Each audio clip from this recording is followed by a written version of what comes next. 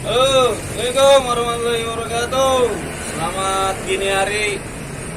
Ya, kita langsung ke pembahasan tentang kewarisan, Pak ya. Saya mau bertanya tentang kewarisan. Jadi, saya punya ibu punya harta meninggalkan kepada anaknya. Nah, itu hartanya itu tapi atas nama kakak saya.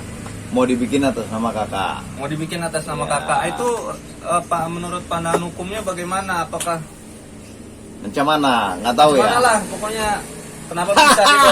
Ibu kamu udah meninggal ya. Kok diketawain? Gak apa-apa lah, meninggal itu kita harus tertawakan. Kenapa? Karena dia bertemu Tuhannya, bertemu kekasihnya. Oh, Iya. Betul-betul. Tapi walaupun dalam kenyataan kita kena, nanti kita nangis. Oke, sahabat-sahabat sekalian, mohon maaf itu kelakar-kelakar memang kurang pantas, jangan diikutin ya, karena makam orang berbeda-beda, kenyataannya nanti bisa aja berbeda-beda ya. Oke, sahabat-sahabat sekalian, pertanyaan dari Pak Dan sini tadi bahwa bagaimana status hukum daripada kewarisan apabila ibunya meninggal dan nama itu ternyata dibikin untuk mempermudah urusan, dibikinlah dari satu nama ya. Ya, Maksudnya kayak begitu ya. Maksudnya gitu, Khususnya kenapa enggak kakak, itu ya. ya? Kan ada Ya, tiga nih.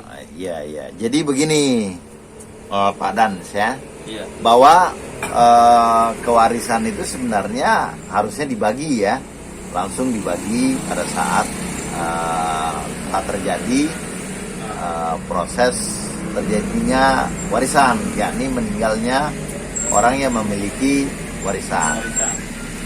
Tetapi karena ingin mempermudah harta itu dijual, kadang-kadang kan mungkin lama atau bagaimana, atau ada yang masih kecil, dijadikanlah satu nama ya, dijadikan satu nama.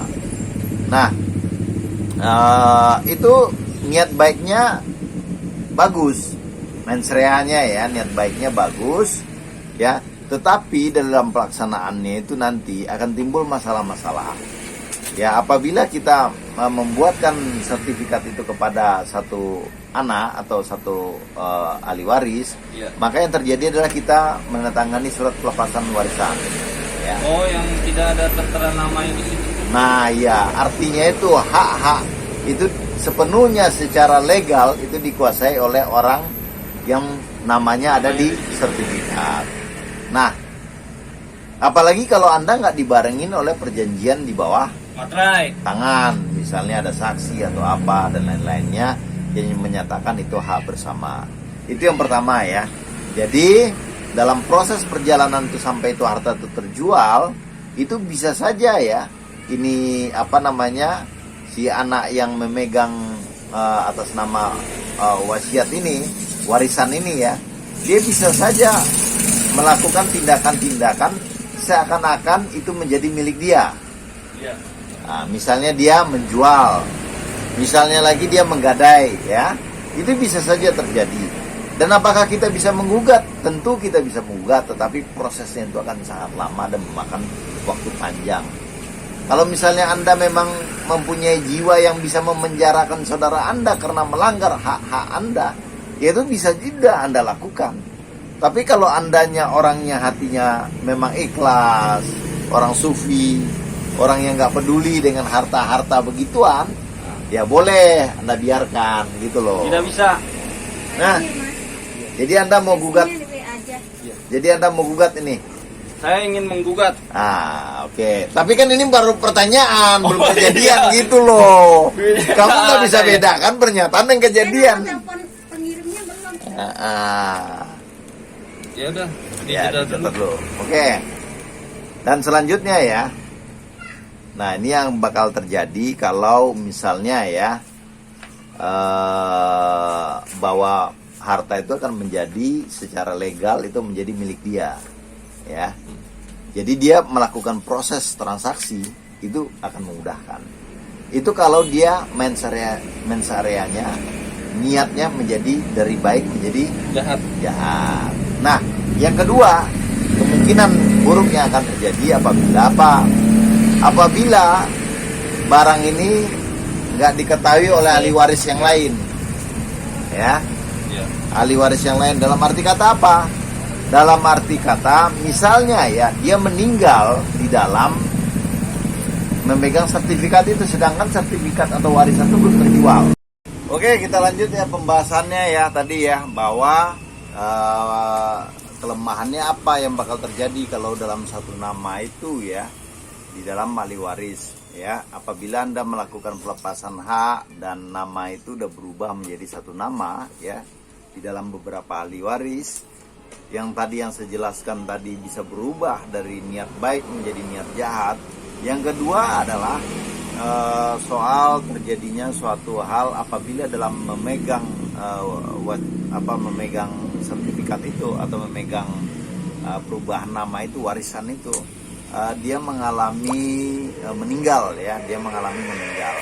Dan tentunya juga apabila tidak ada perjanjian-perjanjian sebelumnya ataupun yang menyaksikannya, baik itu bawah tangan ataupun resmi di notaris, maka yang terjadi adalah harta tersebut menjadi milik keluarga dia loh. Gitu loh. Keluarga terdekat atau keluarga yang memiliki, misalnya kau punya kakak nih perempuan nih, atau si Mbak Dian nih, si Mbak Dian itu yang punya nanti. Akulah misalnya, iya, anak-anaknya lah yang sebagai ahli waris gitu loh. Ya boleh, silakan. Hah? Kok boleh silakan? Kamu kok begitu Iya dong. Berjiwa besar. Berjiwa besar. Iya, karena harta nggak dibawa mati. Coy, masya Allah. Aku cium tangan dulu kalau begitu dah. Ya udah. Ini Harta pembahasan kita selesaikan karena intinya harta nggak mau dimati. Udahlah, udah selesai itu. Harta nggak dibawa mati, tapi nggak ada harta kayak orang mati. Oke, akhir kata ya, semoga bermanfaat bagi teman-teman yang mengalami persoalan-persoalan waris seperti ini. Harus memahami klausal-klausalnya yang benar agar kita terhindar dari fitnah, agar kita terhindar dari apa lagi? Kebusukan dari hak-hak orang, mengambil hak orang yang nantinya di persidangan agama akhirat lebih pedih. Kok kamu tahu ada akhirat? Kan kamu ateis. Saya baca di buku aja. Oh, kamu baca di buku, udahlah. Karena kamu baca di buku, kita percaya aja itu buku dulu ya. Oke, sahabat-sahabat sekalian ya. Mudah-mudahan bermanfaat pembahasan ini ya. Poin yang disampaikan oleh Pak Dan dari buku yang nggak tahu tuh sumbernya itu, ya jangan mengambil hak orang lain begitu ya. Ya, karena akan ada persidangan yang seadil-adilnya di negeri akhirat. Nah, itu. Oke. Kalaupun itu udah terjadi, pengambilan itu minta maaf dan mintalah kerelaan kepada saudara atau saudari kita. Mumpung masih hidup. Kalau dia tidak mengikhlaskan bagaimana? Wah, bisa-bisa pas lagi melangkahkan kaki di surga dia ketahan.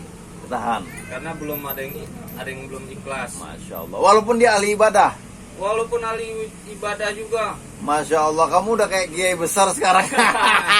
Ini juga saya meneruskan kata kiai. Kata-kata kiai. Waduh, kamu ini memang luar biasa pengajarannya tuh. Dari buku, dari kiai, Masya Allah. Kamu ini ternyata dia ini orang bersanat loh. Oh iya, dia ilmunya tuh jelas. Ilmu saya jelas, dia nggak ngarang-ngarang. Dari guru ke gurunya sampai ke Rasulullah. Masya Allah. Dan Rasulullah menuju Allah. Masya Allah. Ya, gitu. Aku cium tangan dulu ketemu wali nih sepertinya. Iya. Cium tangan dulu. Aduh, ampun wali. Ya. Jadi saya punya pertanyaan lagi. Kok malah saya dinasihatin nih? Ya, ini kan di luar konteks Bapak yang sebagai konsultan pemandang hukum waris. Nah, saya ingin bertanya lagi. Apa itu? Allah punya batasan nggak? Nanti kamu bisa kafir itu, nanti kita bahas lah kalau Allah tuh punya batasan atau enggak. Nanti kamu bisa kafir nanti. Akhir kata ya, wabillahi taufiq wal hidayah. Assalamualaikum warahmatullahi wabarakatuh.